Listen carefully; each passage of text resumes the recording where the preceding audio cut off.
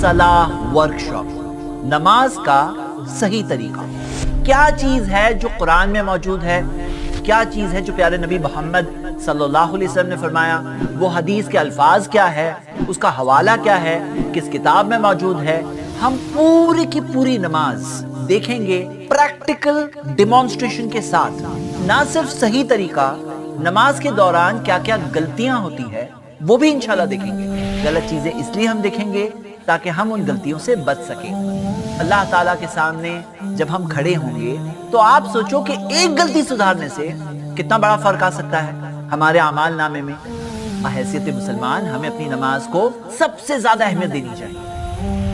नमाज ये ऐसी इबादत है जो तमाम मुसलमानों पर फर्ज है, पर क्या हम इस इबादत को ठीक से अदा कर रहे हैं या इसे सीखने की जरूरत है?